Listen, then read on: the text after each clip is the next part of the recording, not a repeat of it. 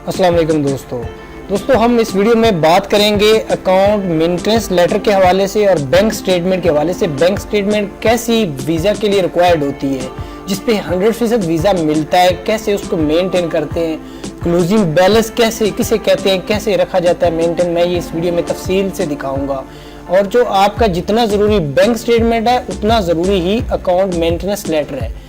इसको भी आप जब भी आप इसको जारी करवाएं या जब भी आप लेने जाएं तो ये अकाउंट मेंटेनेंस लेटर के ऊपर आप मैनेजर और ऑपरेटर, जो मैनेजर ब्रांच ऑपरेटर है, इन दोनों के सिग्नेचर, दोनों की स्टैंप होनी ज़रूरी है। तो बाद औक़ात एक ही वो लगा देते हैं, एक ही जगह से वो स्टैंप। ये आप लोगों ने ज़्यादा इस पर फोकस करना है। जब भी आप ब्रांच में लें बैंक स्टेटमेंट तो मेंटेनेंस लेटर के ऊपर दोनों स्टैंप और दोनों सिग्नेचर अलग अलग होने चाहिए। तो अब बात करते हैं बैंक स्टेटमेंट की। तो बैंक स्टेटमेंट जो है ये आप कैसे इसको मेंटेन कर सकते हैं, किस तरीके से, मैं आगे वीडियो में तफसील से दिखा भी दूंगा क्योंकि इस वक्त जो है पूरी फोकस नहीं हो रही वीडियो के अंदर।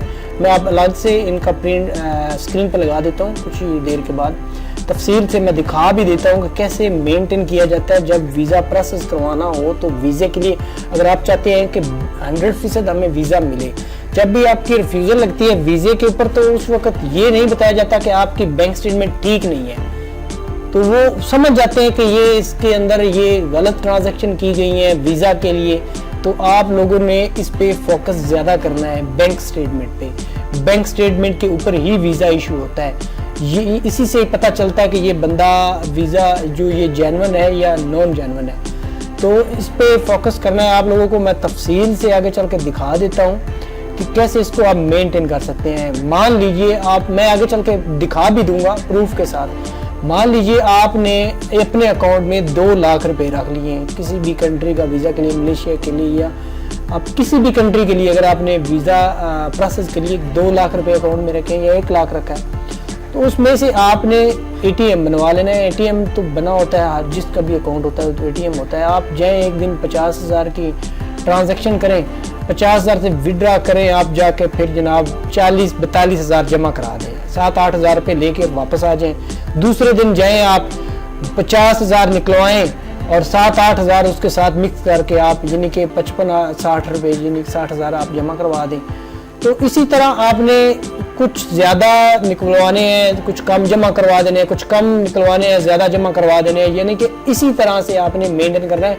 और वो भी पीर, मंगल, बुध, जुमेरात, जुम्मा तक, ठीक है। आपने सैटरडे संडे को इस तरह की ट्रांजैक्शन, तो वैसे सैटरडे संडे तो वैसे भी ब्रांच नहीं ओपन होती है।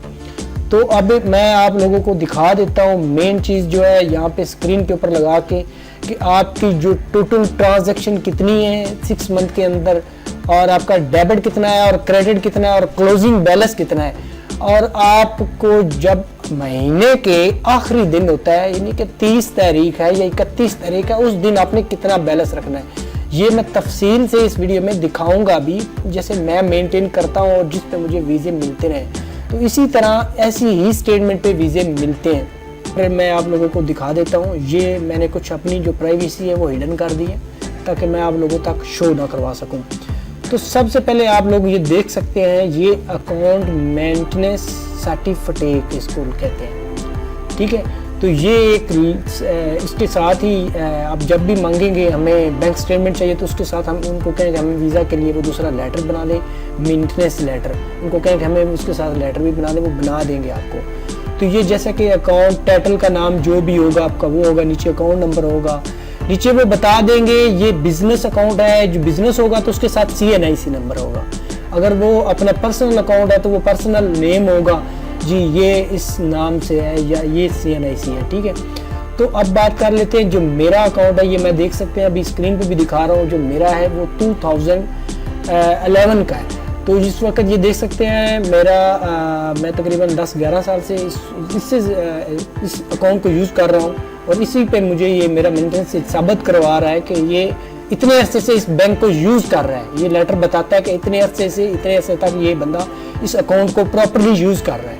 तो ये देख सकते हैं नीचे दोनों स्टैंप है, मैनेजर की भी और ब्रांच ऑपरेटर की भी, ये दोनों स्टैंप है, इसीलिए ब्रांच से।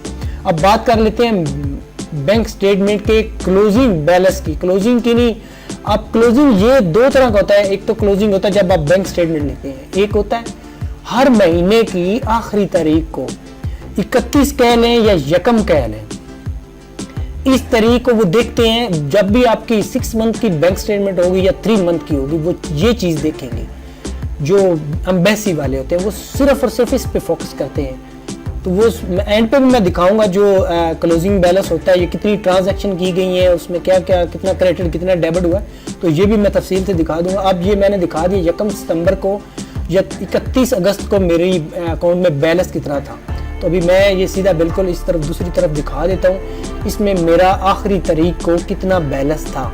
अब ये मेरी बैंक स्टेटमेंट जो है ये सामने दिन पहले, कुछ 1 साल डेढ़ पहले की पड़ी हुई थी, तो मैंने इस पे चलो चाह के इस पे वीडियो बना दी। काफ़ी सारे दोस्त मुझे व्हाट्सअप मैसेज करते रहते हैं कि भाई मुझे बैंक स्टेटमेंट के हवाले से बता दें। ज़्यादातर जो मुझे कॉल्स व्हाट्सअप पे मैसेज आते हैं वो बैंक स्टेटमेंट के हवाले से आते हैं, किस तरीके से उसको मेंटेन करना है।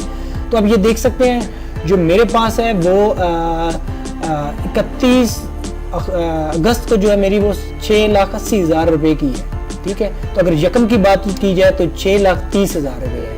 यानी कि मैं विड्रा भी करता हूँ, डिपॉजिट भी इस तरह ही मैं करता रहा हूँ, कभी डिपॉजिट करवा दिए, कभी विड्रा करा दिए, तो डिफरेंट मैं कभी विड्रा भी करता था और डिपॉजिट भी करवाता था उसी दिन ही। तो वो वैसे मैं निकलवाता ज़्यादा था या कभी कम निकलवाता था, ज़्यादा जमा करवा देता था। इसी तरह मैंने ये देख सकते हैं मेरी बैंक स्टेटमेंट दिखाने का आप लोगों को मतलब सिर्फ ये कि आप बात इस चीज़ को समझ सकें वीज़ा प्रोसेस के लिए। तो मैं सिर्फ लाइव आप लोगों को वीडियो में दिखा देता हूँ, इसलिए आप देख लें। जो बताना होता है वो और चीज़ होती है, जो दिखाना होता है वो और चीज़ होती है। दिखाने में होता है ये कि मैं लाइव जो कुछ मैंने जैसे मेंटेन किया है, जैसे प्रूव्ड होती है वो मैं दिखा रहा हूँ।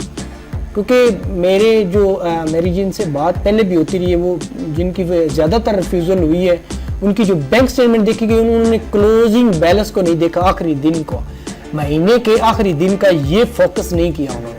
ये फोकस आप लोगों का होना ज़रूरी है। आप बेशक 50 लाख महीने में ट्रांजैक्शन करते हैं तो उसमें क्लोजिंग बैलेंस नहीं होता तो वो बैंक स्टेटमेंट आपकी बेकार है, वो किसी कार आमद की नहीं है। अब किसी से इधर से पैसे मंगवाए और दूसरी तरफ वापस कर दिए तो उसका कोई आपको फायदा नहीं है। तो अभी यहाँ पे देख सकते हैं 8,06,825 रुपये।